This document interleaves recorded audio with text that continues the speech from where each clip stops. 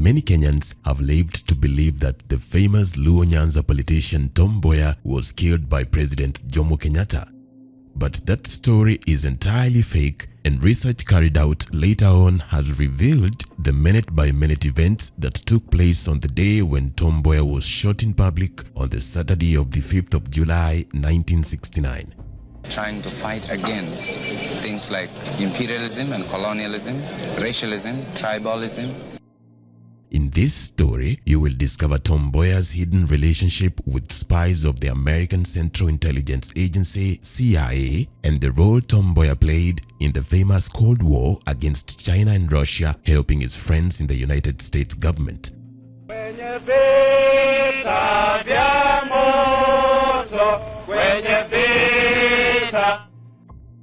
You are also about to discover why efforts have been made to bury and hide the truth about the enmity between Tom Mboya and Jaramigi Oginga Odinga, two intellectual Luo leaders in Mzee Kenyatta's first government.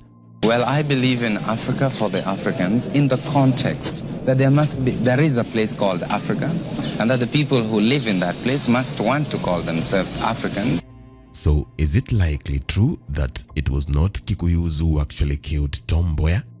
Our belief that in Africa, the kind of economic, social and political institutions that make sense must find their meaning in the African setup. It was on a chilly weekend in Nairobi when Thomas Joseph Mboya, aka TJ, walked into a pharmaceutical retail shop on Moi Avenue looking to buy a bottle of lotion for his wife back at home. Once he had picked up the bottle of lotion, TJ started to leave, and as he stepped out of the shop into the busy street, he was still talking and smiling back into the shop where the shopkeeper, one Mrs. Mohini Chani, was still bidding him goodbye. Alone by himself, Tom Mboya then looked both ways as if looking to hail a cab or maybe waiting for his own driver parked somewhere around the corner. Standing there in the CBD, Tom Mboya was about to die. But neither him nor the satisfied shopkeeper behind him suspected it. In the almost empty weekend streets of uptown Nairobi back in the late 1960s, one would have expected Tom Mboya to notice anyone walking in a beeline towards him at a suspicious pace, but then he was too busy looking around for transportation. A man in a black coat had come out of the corner of a building into that street and was now approaching in Tom's direction. Two gunshots were heard, quick, sudden and sharp. All the women on that street started screaming and running.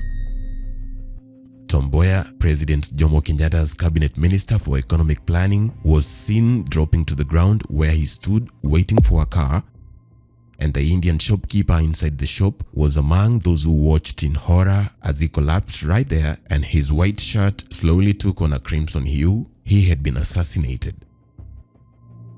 Tom was just 38, a rising star, when the man in that black coat shot him twice at point-blank range in Nairobi and left him to die on the street. He was still breathing, fighting for his life, when doctors from the Nairobi hospital arrived at the scene minutes later, but his shooter had disappeared into the fracas of the gathering crowd, although we catch up with him later when he gets arrested and forced to spill his secret.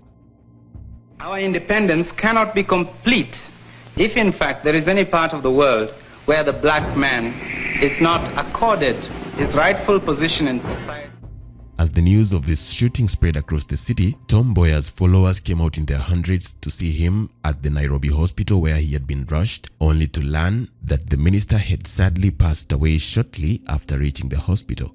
The news of Tom Mboya's death spread like bushfire across Nairobi. People were thrown into a mourning frenzy, and then the political drama started to unfold. Among the delegates, Tom Mboya, the 28-year-old trade union leader from Kenya, son of an illiterate fisherman, graduate of Ruskin College, Oxford. However, even before going into the actual happenings that followed Tom Mboya's assassination that July 1969 weekend, here is the first, although contestable, sign that President Mzee Jomo Kenyatta had not sent Tom Mboya's killer, and that sign is the genuine shock which Kenyatta had been said to display when the news reached him that they had killed Tom Mboya in the streets. You could be asking, so far how does Raila Odinga's father Jaramigi Oginga fit into these events? This is the whole story. We are clan-minded, we are tribal-minded, in that we are communal. It is recorded that Tom Mboya was among the brilliant African politicians of the 1960s. Unfortunately for Tom, his political genius coexisted with extraordinary times in global politics when the USA and Great Britain's capitalistic governments were in an economic tug-of-war with the socialist and communist governments of China and the Soviet Union, now known as Russia. In the year 2012, top-secret documents declassified by the CIA of America showed the extent of Tom Mboya's relationship with the agents of Western governments inside Kenyatta's government back in the 60s.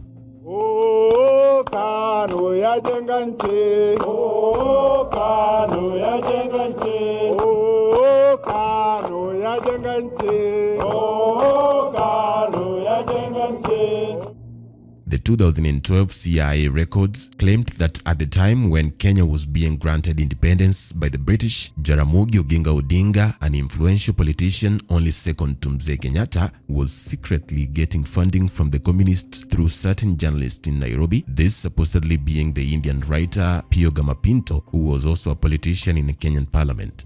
When he was in Britain last week, he made very strong statements, and we all congratulated him for the stand he was taking, namely that there should be no cooperation with the government until Kenyatta was unconditionally released. On the other hand, Tom Mboya had connections with the American government that even helped him start his now famous airlift program for bright Kenyan students to study abroad. The scholarships meant political mileage for Tom back home, and mileage meant competition. After he took his first batch of 300 sponsored students to American universities in 1960, a batch that had in its future leaders like Wangari Maathai, a later Nobel laureate, and others like Hussein Obama, Tom Mboya's political competition started to notice these moves. Here is Kenya's Minister for Justice and Constitutional Affairs, Tom Mboya.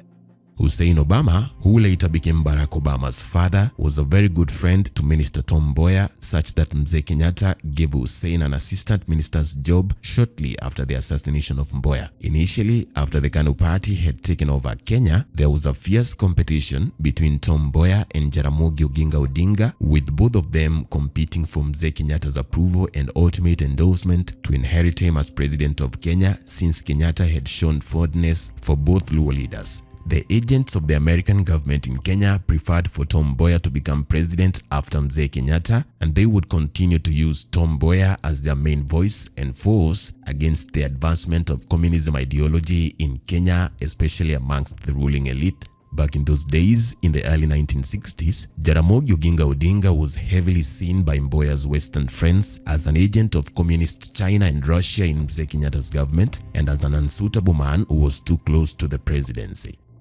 Authorities don't like Odinga's presence on the political scene. They regard him as a tribalist. Others have accused him of being a communist, something he denies.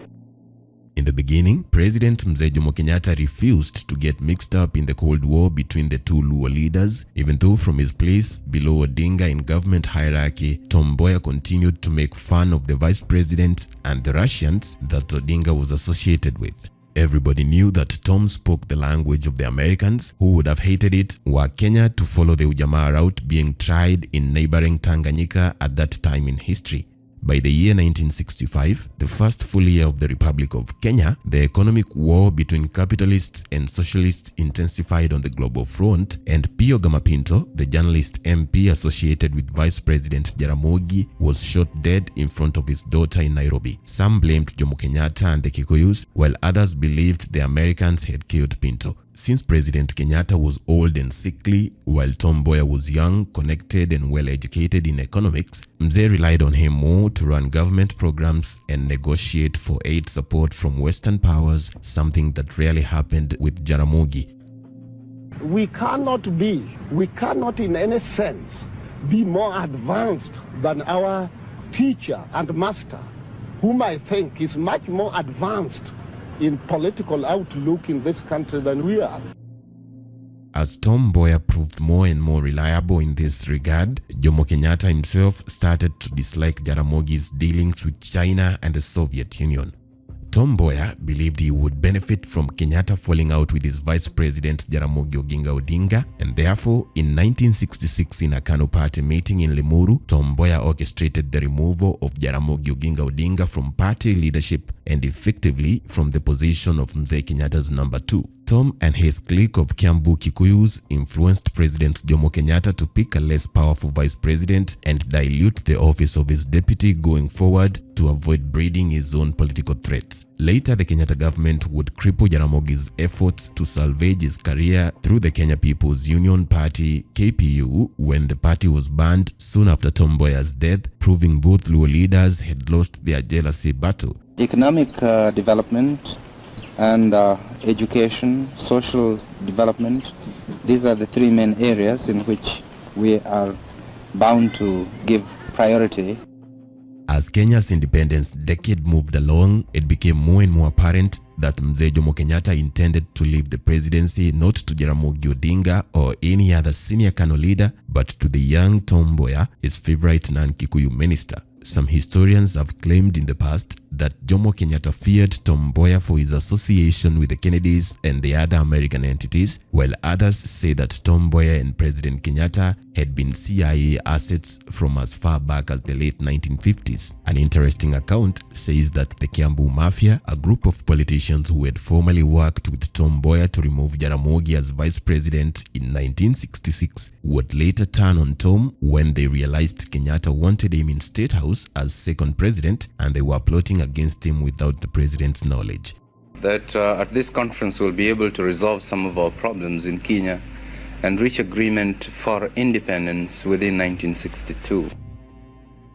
It is said that these same men would help Daniel Moi to become president later in 1978. This particular theory insists that the man in the black coat had been paid by the Kiambu Mafia to shoot Tom on Moi Avenue. An even better story says that the Russians and the Chinese had become enemies of Tom Mboya by 1969 and wouldn't want to see him become president of Kenya because they believed he had something to do with the 1965 assassination of socialist Kenyan Indian MP Pio Gamapinto. The year now is 1968, the year before Tom Mboya is shot in Nairobi. A confidential message is dispatched from State House saying that President Jomo Kenyatta had just suffered a heart attack.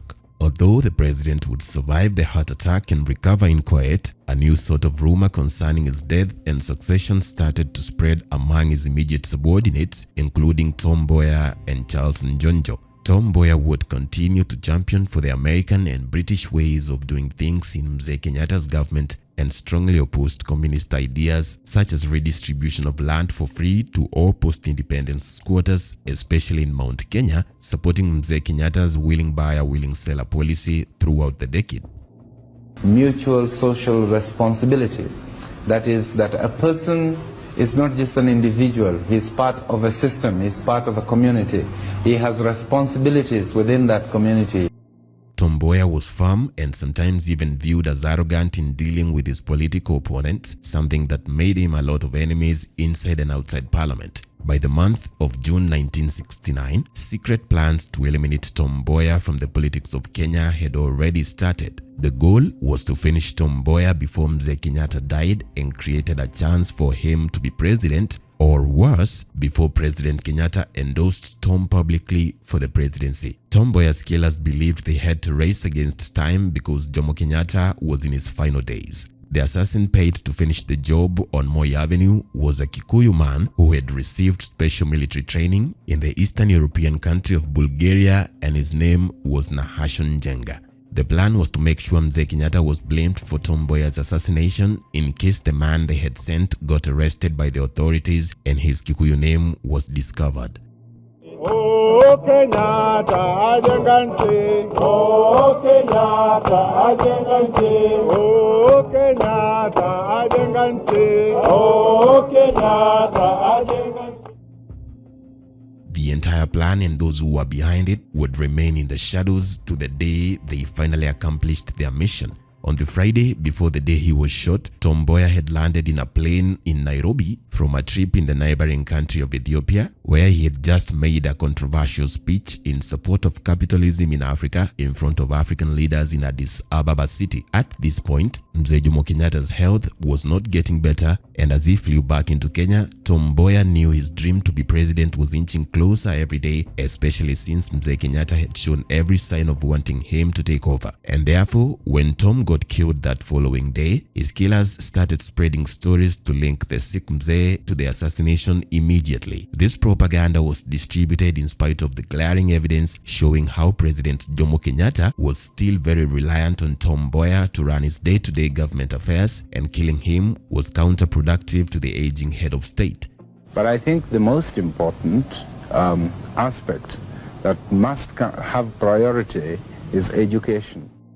The narrative to specifically blame Mzee Kenyatta for Tom Mboya's death was said to come from the top, among the Kiambu politicians led by Njonjo, who targeted their propaganda messaging towards Luo Nyanza people to make them hate Mzee Kenyatta and direct the spotlight of scrutiny away from themselves. Many of the Luo Nyanza people who were fed the story were supporters of Jaramigi Oginga Odinga, who had already hated the president for betraying their leader in 1966. Collective responsibility. Do you know what that means? Those people had never really been educated about the role of their own Tom Mboya in the removal of Jaramigi from government. In the frenzy that followed the assassination, the public never blamed Jaramigi Oginga Odinga or associated him, his Russian friends or Chinese friends to the death. Neither was the blame placed on the Kiambu Mafia and Charles Njonjo or even Tom's secret friend from the CIA. No, everybody was pointing fingers at one man, President Jomo Kenyatta. The assassination of Tom Joseph Mboya was of big benefit to his enemies, most of whom never seemed to have benefited from his political genius when he was alive, and Mzee Jomo Kenyatta was among those people who had every reason to keep Tom Mboya by his side to help him deal with the economy and also to manage the expectations of the Western governments of America and Europe. Nahashon Jenga, the shooter with military training from a foreign communist government, was later arrested and convicted with killing of the Minister for Economic Planning, and he would be famously heard complaining to the judge in court, asking what would happen to the big man who had sent him to kill Tom. The name of the big man that Nahashon Jenga had been referring to remains to be among major political mysteries in the history of independent Kenya.